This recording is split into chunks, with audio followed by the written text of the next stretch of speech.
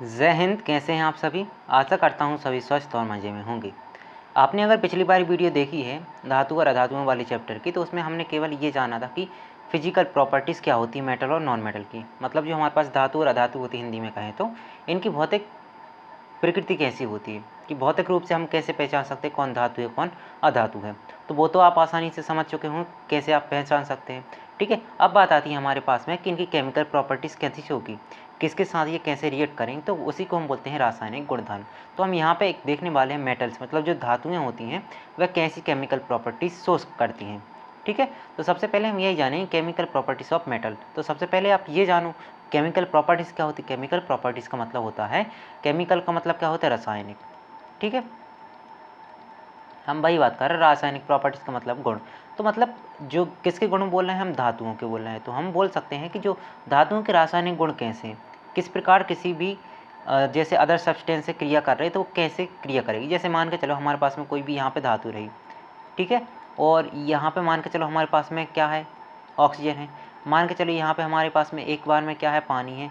हो सकता है यहाँ पे हमारे पास में एसिड है, हो सकता है एसिड ना होकर हमारे पास में क्या हो, बेस हो। ठीक है, यहाँ पे अम्ल हो सकता है हमारे पास में, और यहाँ पे हो सकता है क्षार। तो इन्हीं मुख्य रूप से हम इन चार चीज़ों के बारे में जानेंगे जो आपकी एनसीईआरटी में दी है, कि अगर कोई भी धातु है वह ऑक्सीजन से क्रिया करेगी तो क्या होगा, पानी से क्रिया करेगी तो क्या होगा, अम्ल से क्रिया करेगी तो क्या होगा, और क्षार से क्रिया करेगी तो क्या होगा। सभी बातों को हम बहुत ही अच्छे से जानेंगे, बस आप अंत तक बने रहें और समझते रहें। हालांकि बुक में आपको समझ में नहीं आ रहा होगा ये रिएक्शन क्या है और कैसे हो रही है, यहाँ पे हम आपको विस्तार से समझाएंगे तो आसानी से आपको समझ आएगा कि कहाँ पे क्या हो रहा है और आपको क्या क्या पढ़ना है और क्या नहीं पढ़ना है। बात क्लियर है? ओके, ठीक है। तो सबसे पहले हम रिएक्शन पढ़ते हैं, reaction of metal with oxygen.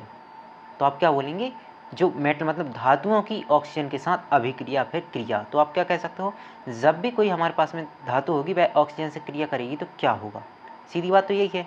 तो मोस्टली अगर हम देखें तो अधिकांश धातुओं में क्या है हमारे पास में, मेटल यानी क्या हमारे पास में धातु है।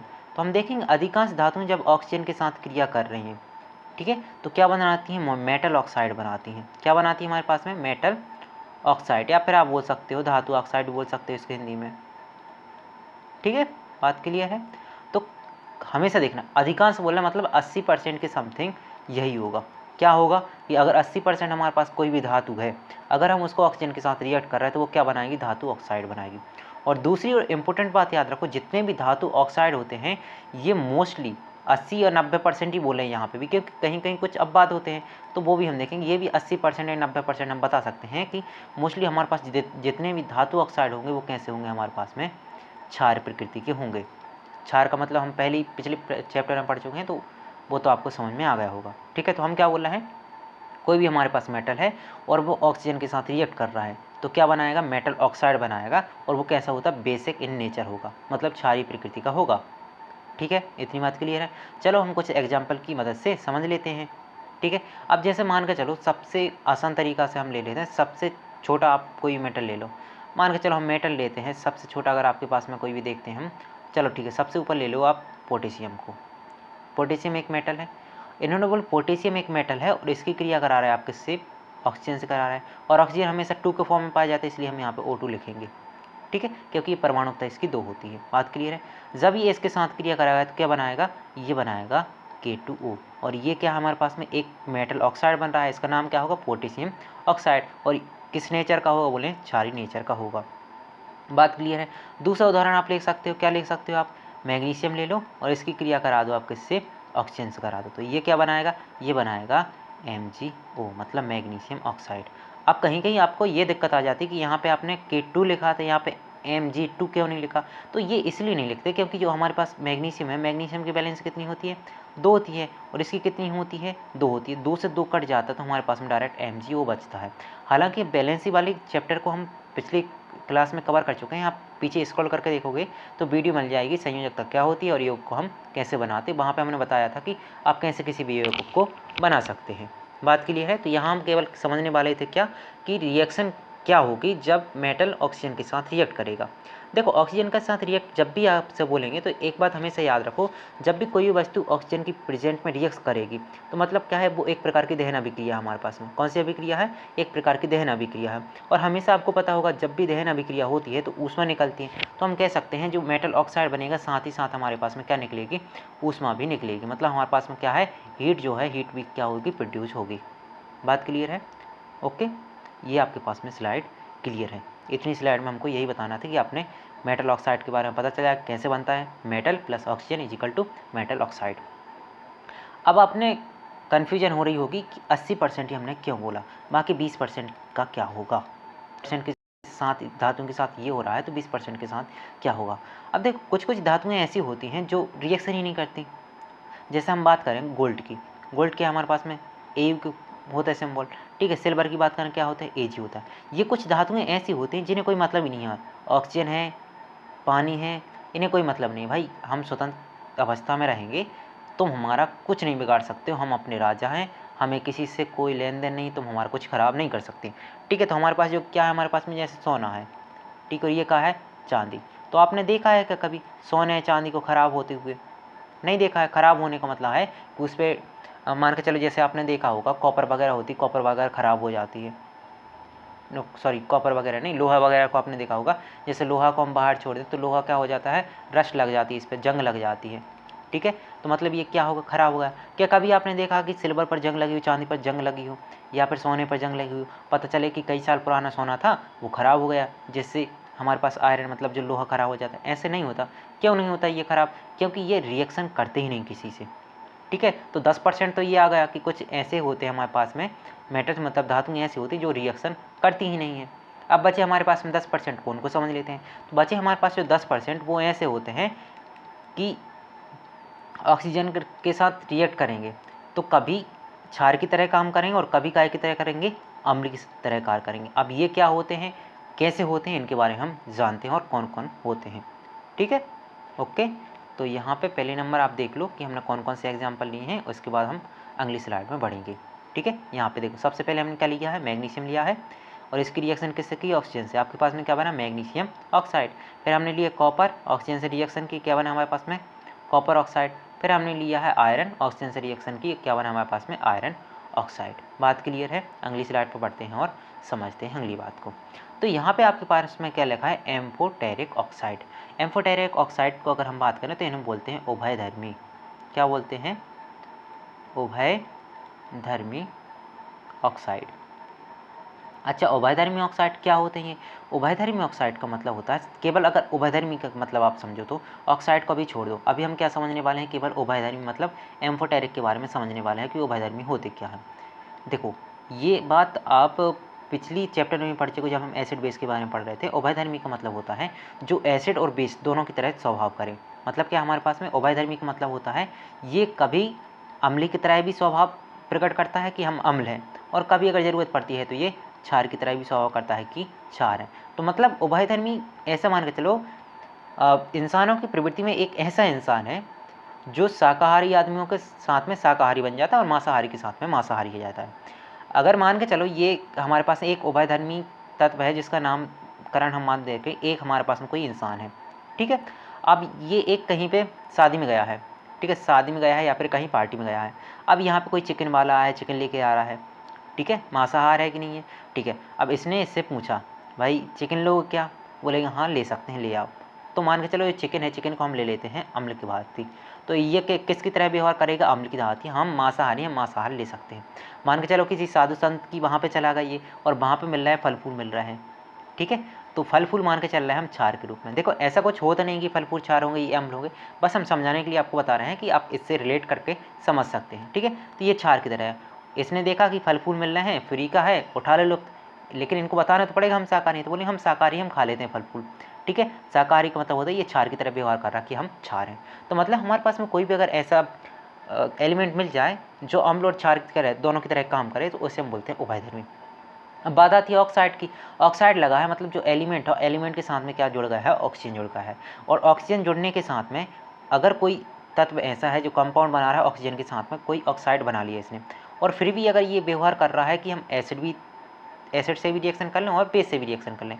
तो यहाँ से ऐसा हो सकता है कि हमारे पास में मान के चलो कि हमारे पास में एक मान के चलो AO है, हमारे पास में क्या है, AO है, और यहाँ पे हमने क्या कर लिया है, HCl है। आपको पता है HCl क्या है, HCl हमारे पास में अम्ल है, ठीक है, एसिड है।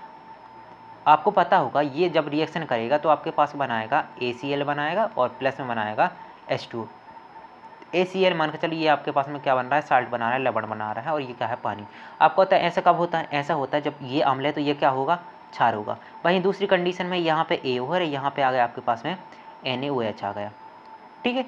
तो यहाँ पे क्या होगा, अब ये हमारे पास क्या है, क्षार है, तो ये अम्ल बन जाएगा और इसके साथ रिएक्शन करके फिर से हमारे पास साल्ट और वाटर बना लेगा। इतनी बात क्लियर है। जो हमने कहानी समझाई है उसके बेस पे आपको समझ आया हो क्या है उभयधर्मी हम किसे कहेंगे और कैसे होते हैं एम्फोटेरिक, ठीक है। एम्फोटेरिक क्या बोलेगा, सीधी ऑक्सीडाइज मतलब with react with both acid and base to give salt and water, मतलब ऐसे ऑक्साइड जो वाटर के साथ भी रिएक्ट कर ले, और सॉरी ऐसे ऑक्साइड जो अम्ल के साथ रिएक्शन कर लें और बेस के साथ कर लें, मतलब क्षार के साथ रिएक्शन करें और क्या बना दें, हमके लवण बना दें और जल बना दें, उन्हें क्या बोलते हैं हम, एम्फोटेरिक ऑक्साइड या फिर उभयधर्मी, ठीक है। अब बात आती है कि ऐसे कौन कौन से उभयधर्मी ऑक्साइड है, तो हम बोलेंगे ऐसे हमारे पास में दो हमें जो इंपॉर्टेंट है वो बता सकते हैं हम कौन कौन से हैं, एक एल्यूमिनियम और दूसरा जिंक है। अब ये कैसे रिएक्शन करते हैं उसके बारे में भी हम जान लेते हैं। जैसे सबसे पहले आप एल्यूमिनियम की जानो, ये क्या हमारे पास में एल्यूमिनियम एक ऑक्साइड बन गया है, क्या हमारे पास में एल्यूमिनियम ऑक्साइड बना है, ठीक है। अब एल्यूमिनियम ऑक्साइड की हम किससे क्रिया करा रहे हैं, NaOH से क्रिया करा रहे हैं, ठीक है। NaOH क्या हमारे पास में क्षार है, मतलब हमारे पास क्या है, बेस है। अब ये क्षार है तो ये किसकी तरह काम करेगा, ये करेगा अम्ल की तरह काम, ठीक है। तो क्या बनाएगा हमारे पास NaAlO2 बन गया, ठीक है, सोडियम एल्यूमिनेट बन गया और हमारे पास में ये वाटर रिलीज कर जाए। ये क्या हमारे पास साल्ट है और ये क्या हमारे पास में पानी है। दूसरी बात करते हैं कि हमारे पास मान के चलो यहीं पे था हमारे पास में Al2O3 था और पास में आके बैठ गया HCl। कौन बैठ गया पास में आके, इसके HCl बैठ गया, या फिर HCl नहीं मान के चलो, HCl छोटा है तो HCl, चलो HCl नहीं, इससे ही आपको समझ आ देते हैं कि यहाँ पे HCl ना बैठ के मान के चलो यहाँ पे बन जाए HCl की जगह बन जाए NaCl बैठ गया। यहाँ पे भी अगर आपको नहीं आ रहा समझ, चलो ठीक है इसको छोड़ो, आप इसको ही समझो। यहाँ पे HCl बैठा दो आप, क्या बैठ गया आपके पास में HCl। HCl क्या है आपके पास में, अम्ल है, बोलेंगे ठीक है अम्ल है। अब अम्ल के साथ क्रिया कर रहा है तो मतलब ये अम्ल है तो ये किसकी तरह भांति क्रिया करेगा, क्षार की भांति क्रिया करेगा और प्रोडक्ट क्या बनाएगा, सबसे पहले क्या बनाएगा, H2O बनाएगा। और यहाँ पे देखो आप क्या बना सकता है, Al है और यहाँ पे क्या है, Cl है, तो बनाएगा AlCl3, है कि नहीं, बात क्लियर है। अगर नहीं है क्लियर तो एक और एग्जाम्पल हम ले लेते हैं जिंक का, ठीक है। अब जैसे जिंक का हम ले लेते हैं एग्जाम्पल, यहाँ पे हमारे पास में क्या है, जिंक लिया और हमें क्या लेना है, ऑक्साइड लेना है, तो हम ले रहे हैं जिंक का ऑक्साइड ले रहा है, ठीक है। पहले हम इसकी रिएक्शन करा ले HCl से, किससे करा रहे हैं, HCl। अब HCl आप बोलेंगे HCl हमारे पास में क्या है, अम्ल है और जिंक ऑक्साइड है। जब ये अम्ल है तो इसकी किसकी तरह काम करेगा, ये कर रहा है क्षार की तरह काम कर रहा है, ठीक है। क्षार की तरह काम करेगा, क्या बनाएंगे, सबसे पहले साल्ट बनाएगा, तो Na है Cl को लेकर चला गया तो क्या बन गया हमारे पास में ZnCl, सॉरी ZnCl को लेकर चला गया, ZnCl बन गया और प्लस में हमें बना गया H2O, ठीक है। अब वही दूसरी बात आती है कि ये अम्ल की तरह काम करेगा तो क्या बनाएगा, तो वो भी हम देख लेते हैं, ठीक है। तो मान के चलो कि हमारे पास में ZnO था, क्या था हमारे पास, ZnO जिंक ऑक्साइड था। अब यहाँ पे हमारे पास में एक बेस ले लेते हैं, हमारे पास यही बेस ले लेते हैं NaOH, तो ये बन रहा है क्षार। तो अब ये किसकी तरह कार्य करेगा, अम्ल की तरह काम करेगा। अभी किसकी तरह कार्य कर रहा था, क्षार की तरह कर रहा था। अब जैसे ही यहाँ पे अम्ल की तरह कार्य करेगा तो यहाँ पे देखो सबसे पहले क्या बनाते हैं, वाटर बनाते हैं, तो हम वाटर मॉलिक्यूल को बाहर निकाल देते हैं, ठीक है। अब क्या बनाएगा, बोलेंगे सोडियम आ रहा है, ठीक है सोडियम आ रहा है, फिर क्या है, जिंक है और फिर क्या हमारे पास में ऑक्सीजन के दो अणु। अब ये कैसे हो रहा है, ऑक्सीजन के दो अणु है, इसे बोलते हैं हम सोडियम जिंकेट, Na2ZnO2 बनेगा, इसे क्या बोलेंगे हम, सोडियम जिंकेट बोलेंगे। अब ये कैसे बन रहा है, तो ऐसे मान के चलो कि यहाँ पे कितने अणु छोड़ना है, H के हमें चाहिए दो अणु, लेकिन H क्या है, केवल एक है पानी मान के चलो हम यहाँ पे दो लिख ले रहा है, ठीक है। तो अब यहाँ पे देखो आपके पास क्या हो रहा है, H2 यानी दो हाइड्रोजन आ गए और यहाँ से हमने एक ऑक्सीजन ले लिया, तो यहाँ पे दो हाइड्रोजन एक ऑक्सीजन आ गए। अब आपके पास पता है Na है, मतलब सोडियम का कितने अणु हैं, दो है, तो हमने Na2 लिख दिया। Zn का एक ही अणु था, हमने Zn लिख लिया, लेकिन ऑक्सीजन का एक यहाँ था और एक यहाँ था, हमने लिख दिया O2। तो मतलब क्या बन गया आपके पास में, Na2ZnO2। ये किसका फॉर्मूला होता है, ये होता है सोडियम जिंकेट का। बात क्लियर है। एम्फोटेरिक क्या होते हैं, एम्फोटेरिक ऐसे पदार्थ होते हैं जो अम्ल और क्षार दोनों की तरह व्यवहार करते हैं, या फिर कह सकते हैं दोनों से क्रिया कर सकते हैं। बात क्लियर है इतनी? ठीक है, ओके। आगे हम बढ़ते हैं कुछ और एलिमेंट की तरफ, कौन क्या करेगा। ठीक है, अब हम सबसे पहले यहाँ पे आप देख रहे हो आपके पास में सीरीज दिख रही है।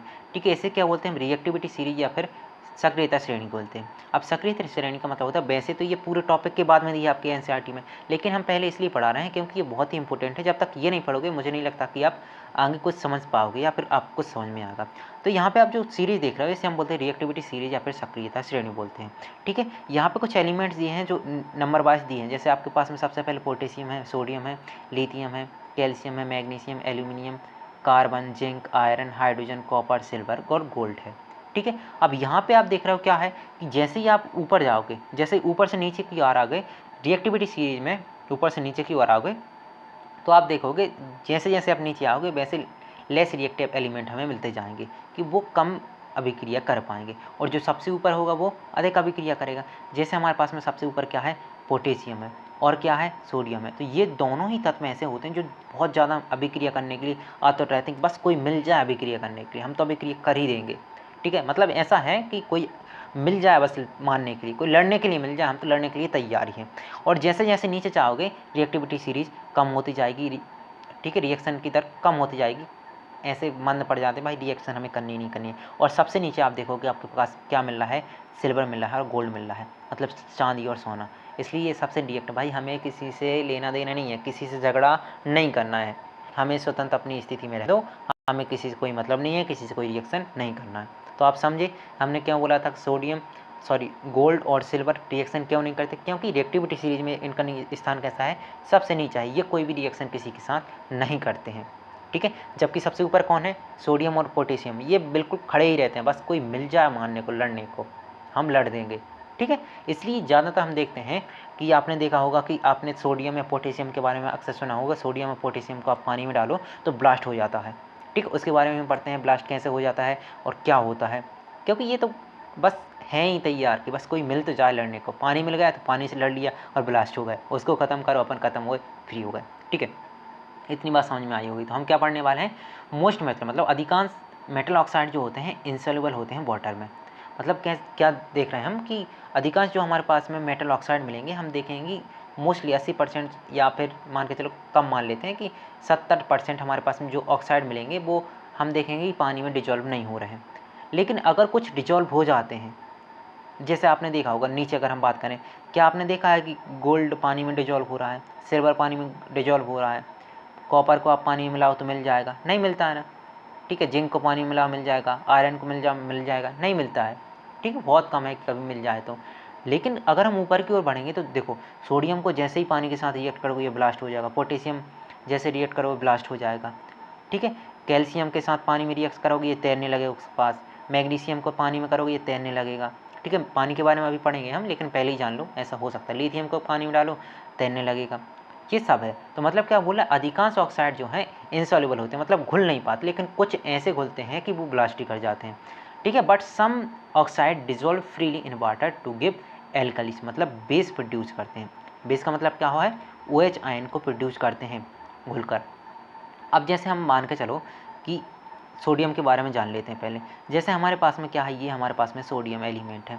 अब सबसे पहले इसने बाहर से क्या ली, ऑक्सीजन ले ली। ठीक है, क्या ले ली इसने, ऑक्सीजन। तो क्या बनाएगा, सबसे पहले बनाएगा ऑक्साइड। तो हमने देख लिया कि ये बनाएगा सोडियम ऑक्साइड, बन गया ऑक्साइड। अब जो सोडियम ऑक्साइड है हमारे पास में, क्या है हमारे पास में, सोडियम ऑक्साइड है। अगर सोडियम ऑक्साइड हमारे पास में वाटर से रिएक्ट कर दे, किससे रिएक्ट कर रहा है, वाटर से रिएक्ट करेगा, तो क्या बनेगा, तो यहाँ पे बनेगा हमारे पास में NaOH। क्या बनेगा हमारे पास में, NaOH। और NaOH को अगर आप देखो तो OH है, और OH वाले क्या होते हैं, क्षार होते हैं, इसलिए हम बोल देते हैं कि अधिकांश मेटल कैसे होते हैं, क्षार होते हैं। बात क्लियर है। ऐसे पोटेशियम के साथ रिएक्शन होगी, पोटेशियम जो है, पोटेशियम पहले किससे क्रिया करेगा, ऑक्सीजन से क्रिया करेगा, तो क्या बना लगेगा हमारे पास में, पोटेशियम ऑक्साइड बना लेगा। और जब पोटेशियम ऑक्साइड किससे क्रिया कराएगा, किससे क्रिया करेगा, पानी से क्रिया करेगा, तो क्या बन जाता है, KOH, पोटेशियम हाइड्रोक्साइड। इतनी बात क्लियर है सभी को? अगर क्लियर है तो हम आगे बढ़ते हैं और समझते हैं कि अब हमें क्या पढ़ना है आगे। ठीक है, अब हम पढ़ते हैं यही। अब देखो, एक बात तो हमेशा ध्यान रखो, हमने पढ़ लिया है कि क्या पढ़ा हमने अभी? हमने पढ़ा है कि कोई ज़्यादा रिएक्टिव है और कोई कम रिएक्टिव है। अब जो ज़्यादा रिएक्टिव होगा वो तो हमें से लड़ने के लिए तैयार होगा कि बस कोई मिल जाए हमें लड़ने के लिए, हम तो बस मार ही पीट देंगे और लड़ाई के लिए तैयार हैं। तो हमें रोकने के लिए कुछ चाहिए, रोकने के लिए कुछ उपाय लगाना पड़ेगा। भाई इनको घर में बंदिश कर दो या फिर ऐसी जगह इनको दूर रख दो। जैसे आपने सुना होगा कई बच्चे घर पे ज़्यादा गदर करते हैं तो उनको हॉस्टल वगैरह में भेज देते हैं कि आप वहीं पे पढ़ो, सुधर जाओगे। ठीक है, वैसे ही कुछ एलिमेंट ऐसे होते हैं जो ज़्यादा रिएक्टिव होते हैं, जैसे हमने पढ़ा है सोडियम और पोटेशियम के बारे में। ये क्या हो, ज़्यादा रिएक्टिव होते हैं और ब्लास्ट हो जाते हैं पानी या फिर वायु के संपर्क में आने पर, नमी के संपर्क में आने पर। तो इन्हें रोकने के लिए क्या करते हैं, इन्हें हम क्या करना है, संरक्षण करना पड़ेगा। भाई सुधर जाओ, कहीं ऐसी जगह इनको डाल दो जहाँ पे ये जल्दी से बाहरी वातावरण के रूप में ना आ पाएँ, बाहरी बच्चों के रूप में ना आ पाएँ। बाहर के बच्चों के अगर आए तो ये पिटाई कर देंगे उनकी और लड़ाई हो जाएगी। तो ऐसा ना हो, ये भी सुरक्षित रहें और बच्चे भी सुरक्षित रहें। इनके लिए एक ऐसे इन्वायरमेंट में रख दो जहाँ पे किसी से मिले जुले ना, किसी से लड़ाई झगड़ा हो ना। तो इसलिए हम पोटेशियम और जो पोटेशियम और सोडियम होता है इसको हम केरोसिन ऑयल में रख देते हैं। अब केरोसिन ऑयल में होता है तो ये रिएक्टिविटी आप नहीं दर्शा पाते हैं, तो ये सुरक्षित रहते हैं। तो पहले हम किसके बारे में पढ़ रहे हैं, तो पहले हमने पढ़ा है पोटेशियम और कैल्शियम के बारे में कि इन्हें हम कहाँ पे इमर्ज मतलब संरक्षण करने के लिए कहाँ पे रख देते हैं, केरोसिन ऑयल में रख देते हैं। तो आपसे पूछ सकता है कि आप ये बताओ कि सोडियम को आप केरोसिन ऑयल में क्यों रखते हैं, तो आप बोलेंगे सोडियम को केरोसिन ऑयल में इसलिए रखा जाता है क्योंकि यह अगर वायु के संपर्क में रहा तो वायु मतलब ऑक्सीजन और पानी से रिएक्ट करके ब्लास्ट हो जाएगा। ठीक है, इसलिए उसके संरक्षण के लिए हम इसको कहाँ पर रख देते हैं, केरोसिन ऑयल में रख देते हैं। बात क्लियर है? ओके। अगली बात हम क्या करते हैं, अगली बात हम करते हैं कि हमारे पास में कुछ एलिमेंट आगे हम देख रहे थे रिएक्टिविटी सीए में, जैसे हमारे पास में मिल रहा था मैग्नीशियम मिल रहा था, एल्यूमिनियम मिल रहा था, जिंक मिल रहा था और लेड मिल रहा था। ये कुछ एलिमेंट हमारे पास ऐसे तत्व होते हैं जो जो ऑक्साइड है अपने आप, जो अपनी वायु में ऑक्साइड, वायु में ऑक्सीजन है उसके साथ रिएक्ट करके एक परत बना लेते हैं ऑक्साइड की। ठीक है, एक लेयर बना लेते हैं, लेयर मतलब पतली सी परत बना लेते हैं, जिससे जब ये पतली परत, जैसे मान कर चलो कि हमारे पास में यहाँ पे एक एल्यूमिनियम की छड़ है, यहाँ से बाहर है हमारे पास में ऑक्सीजन है, इससे रिएक्ट करिए यहाँ पे बना लिया इसने एल्यूमिनियम ऑक्साइड बना लिया। बात क्लियर? क्या बना लिया इसने, एल्यूमिनियम ऑक्साइड बना लिया। अब जो एल्यूमिनियम ऑक्साइड की परत बन गई तो यहाँ पे एक छोटी सी पतली सी परत बन गई। अब ये जो एल्यूमिनियम की परत है यहाँ पे और भी ऑक्सीजन होगी, तो उस ऑक्सीजन से ये इसकी प्रोटेक्ट करने का काम करेगा कि भाई हम पहले से हैं, तुमको ज़रूरत ही नहीं है तुम्हारी, मतलब क्या है, एक प्रोटेक्टर की तरह ये काम कर रहा है, तो इसकी तो ज़रूरत है ही नहीं। लेकिन कभी कभी लगता है कि हम एल्यूमिनियम को और ज़्यादा सुरक्षा देनी चाहिए, तो क्या करते हैं हम, एक अलग से प्रक्रिया होती है हमारे इलेक्ट्रोलाइट्स, जैसे ये बात देख रहे हो, तो यहाँ पे हम क्या करते हैं, एनोड के रूप में एक शुद्ध क्या ले लेते हैं हमारे पास में, एक शुद्ध ले लेंगे हम, क्या एल्यूमिनियम ले लेंगे और उसमें हम क्या करेंगे, विद्युत को प्रवाह करेंगे। तो जितने भी हम देखेंगे ऑक्साइड की परत इसमें और मोटी होती जाएगी। ठीक है, इसमें ऑक्सीजन की परत और मोटी कर देंगे ताकि हम इसको और सुरक्षित कर सकें। फिर इसको पेंट करेंगे और इसको बेच देंगे, महंगे दामों पे चली जाएगी, अधिक सुरक्षित है ये। बात क्लियर है इतनी? ओके ओके, ठीक है, ओके। अरे आगे बढ़ जाओ भाई।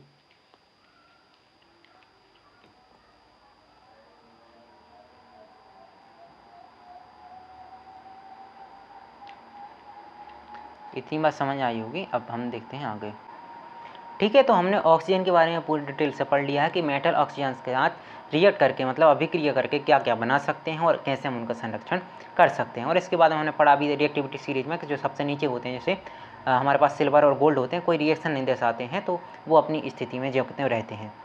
ठीक है, अब बात करते हैं हम रिएक्शन विद वाटर, मतलब जो मेटल होते हैं वह पानी से अभिक्रिया करके क्या बनाते हैं। तो हमेशा याद रखो जो मेटल होते हैं वह पानी से अभिक्रिया क्या बनाएंगे, मेटल हाइड्रोक्साइड बनाएंगे और हाइड्रोजन गैस को रिलीज करेंगे। अब ये जो प्रक्रिया आप देख रहे हो, जो आप अभिक्रिया देख रहे हो, रिएक्शन देख रहे हो, जितनी ईजी आपको लग रही है उतनी ईजी है नहीं है, क्योंकि ये जो आप रिएक्शन देख रहे हो ये डायरेक्ट नहीं हो जाती कि आपके पास में मेटल और पानी मिल गया तो ये डायरेक्ट में आपके पास में मेटल हाइड्रोक्साइड बन जाएगा और हाइड्रोजन गैस निकल जाएगी और आप फ्री हो गए। अब इस प्रक्रिया को समझने के लिए हमें 2 स्टेप समझनी पड़ेंगी। मतलब जो आप पूरी प्रक्रिया देख रहे हो ये इतनी बड़ी, बहुत ही आसान लग रही हो कि बस हम रट ले रहे हैं इसको कि मेटल होगा और वाटर होगा और मेटल हाइड्रोक्साइड बना देंगे और हाइड्रोजन बना देंगे, हमारी रिएक्शन ख़त्म, कोई ज़रूरत नहीं है। इतनी ईजी है नहीं, क्योंकि ये जो आप रिएक्शन पूरी देख रहे हैं ये कितने स्टेप में होगी, 2 स्टेप में होगी। अब कौन कौन से स्टेप होंगे देखो हम बताते हैं आपको। सबसे पहले हम लेते हैं क्या, इसको 2 स्टेप में हमें करना है, तो पहली स्टेप हम यहाँ पे देखेंगे और दूसरी स्टेप यहाँ पे देखो।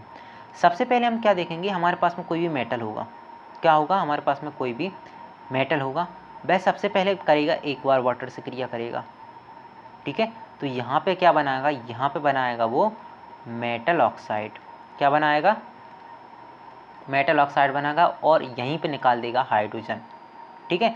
अब दूसरी बात, जब हमारे पास में मेटल ऑक्साइड आएगा, क्या आएगा हमारे पास में, मेटल ऑक्साइड आएगा। ये दूसरी रिएक्शन बता रहे हैं, मेटल ऑक्साइड जब आएगा किसके साथ, फिर से वाटर के साथ रिएक्ट करने आएगा, तब जाके यहाँ पे बनाएगा ये मेटल हाइड्रोक्साइड, ठीक है। तो आप बात समझे, क्या समझे आप, कि जो रिएक्शन हम देख रहे थे एक छोटी सी रिएक्शन, वह छोटी ना होकर अंदर बहुत ही लेंदी है कि हमारे पास में दो रिएक्शन पढ़नी है। सबसे पहले मेटल, एक बार जो धातु है पहले पानी से मिलेगी और क्या बनाएगी, मेटल ऑक्साइड बनाएगी। जो मेटल ऑक्साइड बन चुका है अब वो फिर पानी से मिलेगा और फिर क्या बनाएगा हमारे पास में, मेटल हाइड्रोक्साइड बनाएगा, ठीक है। अब इसी को हम समझते हैं एग्जाम्पल से, जैसे हमने अभी लिया था, अभी हमने लिया था ऑक्सीजन के केस में पोटेशियम को, अब हम लेते हैं वाटर के केस में पोटेशियम को।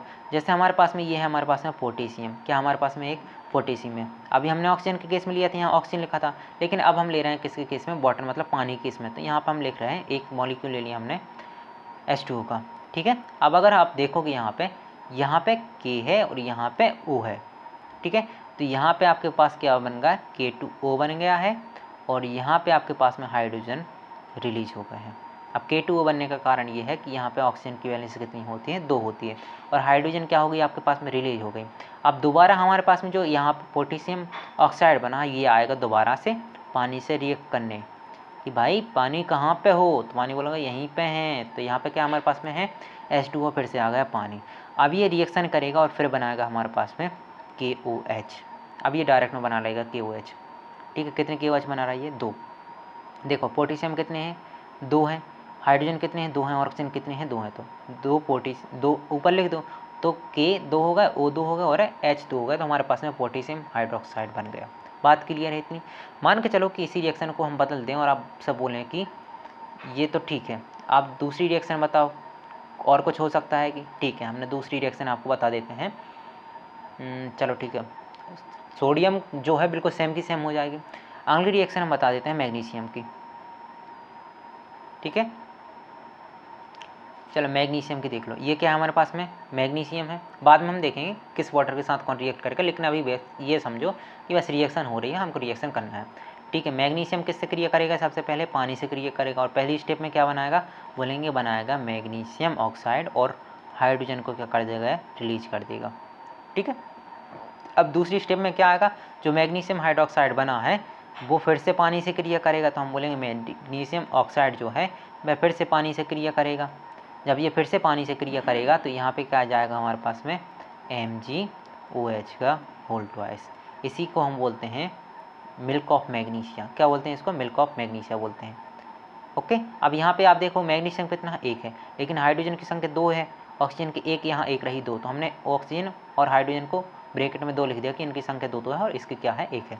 इसे क्या बोलते हैं, मिल्क ऑफ मैग्नीशिया बोलते हैं। यही वो है जो हम एसिडिटी में इनो के रूप में पीते हैं, ठीक है। ये तो बेसिक बात हो गई।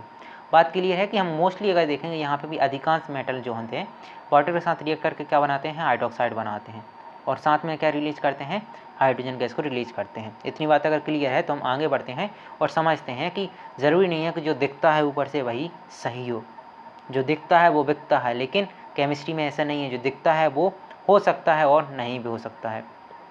अब इनने केवल वाटर लिखा है, अब ये नहीं लिखा है कोल्ड वाटर है, हॉट वाटर है, फिर स्टीम वाटर है, ठीक है। बात क्लियर है, समझ रहे हो कुछ इशारा क्या बोलना चाहता हूँ। मैं बोलना चाहता हूँ कि हम जो रिएक्शन अभी देख रहे हैं कि आसानी से हम देख रहे हैं कि बस हमने वाटर लिख दिया और रिएक्शन हो गई, ऐसा ज़रूरी नहीं है।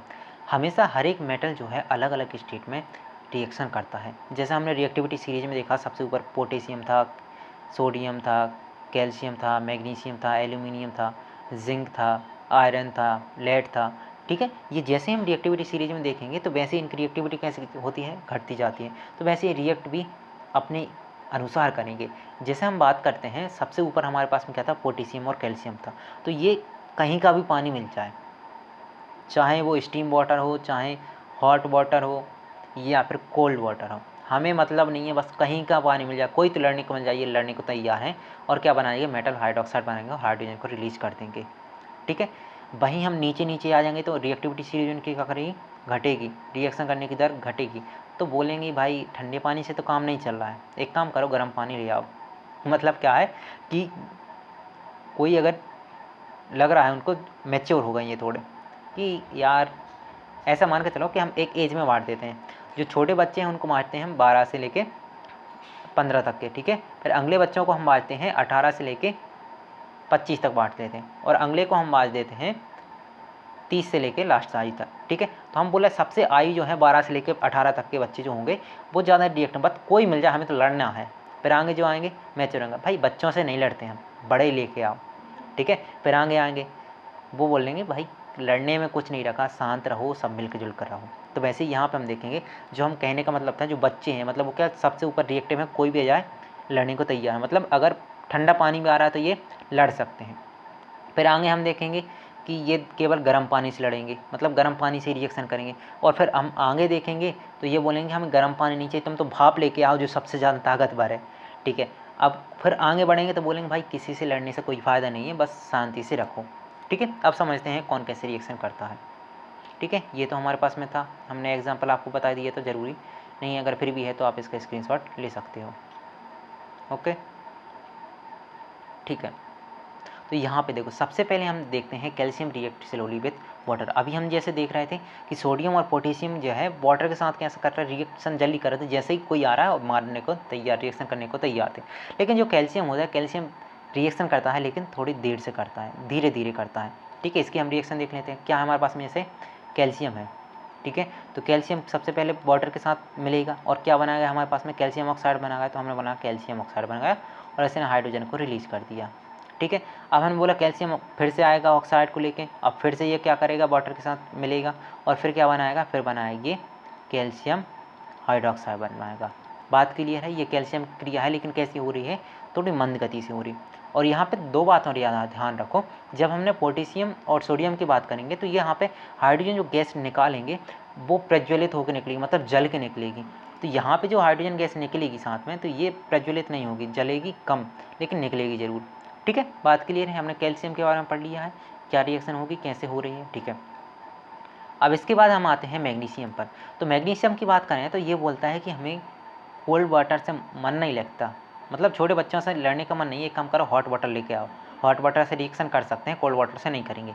तो मैग्नीशियम किससे रिएक्ट करेगा, हॉट वाटर से करा। तो हमने अभी जो रिएक्शन लिखी थी, क्या लिखी थी हमने, मैग्नीशियम की रिएक्शन लिखी थी, हम डायरेक्ट में 2H2 लिख दे रहे हैं, डायरेक्ट में रिएक्शन करेंगे। तो यहाँ पर जो H2O देख रहा हो ये कैसे है, हमारे पास में वाटर है लेकिन कैसा है, लिक्विड स्टेज में, लेकिन कैसा है, हॉट है, गर्म है। बात क्लियर है, तब जाके हमारे पास में क्या बन रहा था, मैग्नीशियम हाइड्रोक्साइड बन रहा था। बात क्लियर है।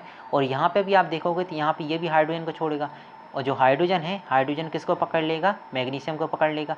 और मैग्नीशियम को जैसे हाइड्रोजन बबल इससे पकड़ के लेंगे तो ये हमें लगता है कि पानी पे तैर रहा है। ऐसे ही पानी पे कौन तैरता है, कैल्शियम भी पानी पे तैरते नजर आता है। अब तैरने की बात पता चल गई, ठीक है। अब अगले एलिमेंट पढ़ते हैं और उसके बारे में समझते हैं कि वो क्या करेगा, ठीक है। अब आता है हमारे पास में एल्यूमिनियम आता है, आयरन आता है, जिंक आता है, ठीक है। ये आप देखो, ठीक है, एल्यूमिनियम, आयरन, जिंक। यहाँ पे ये बोलते हैं कि भाई हमें किसी से लड़ने में मन नहीं आ रहा है, ना तो हमें कोल्ड से लड़ना है ना बीच वालों से लड़ना है। एक काम कर, कोई सबसे अगर ताकतवर हो तो उसको ले आओ। बोलते हैं ताकतवर चाहिए, एक काम करो, ताकतवर हमारे पास में है स्टीम, मतलब जो आप बोलते हैं भाप, बाष्पीकरण हो गया, वाटर का वही रूप है। तो आप बोल सकते हैं जो हमारे पास में H2 है, ये गैस रूप में आ रहा है, किस में आ रहा है, गैस स्टेट में आ रहा है। तो हमारे पास एल्यूमिनियम, जिंक और आयरन किस स्टेट में क्रिया करेंगे, गैस स्टेट में करेंगे। अब जैसे हम मान के चलते हैं कि हमें क्रिया करानी तो कैसी होगी, तो मान के चलो हमारे पास में एल्यूमिनियम था और एल्यूमिनियम में सबसे पहले इसने किससे रिएक्ट किया, वाटर से रिएक्ट किया। और कौन सा है ये, गैस में, तो हम यहाँ पे लिख रहे हैं जी। जी का मतलब क्या होता है, जी का मतलब है गैस स्टेट में है, ठीक है।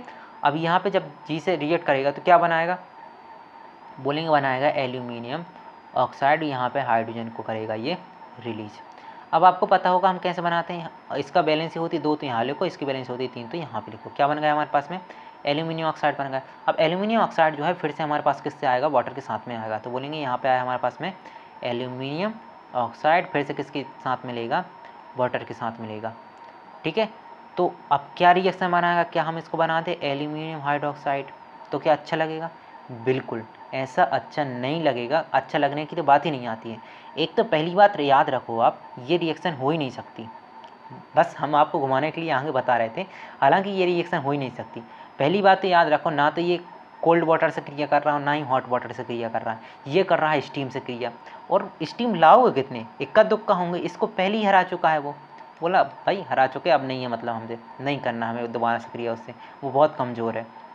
ठीक है, तो क्या कर सकते हैं हम, जब भी हम एल्यूमिनियम की आयरन को जिंक की बात करेंगे, ये केवल स्टीम से ही क्रिया कर सकते हैं, मतलब भाप से ही क्रिया करेंगे, और केवल क्या बनाएंगे, केवल ऑक्साइड बनाते हैं और हाइड्रोजन गैस को रिलीज करते हैं। वो हमने यहाँ पे लिखा भी है कि react with steam and provide metal oxide and hydrogen.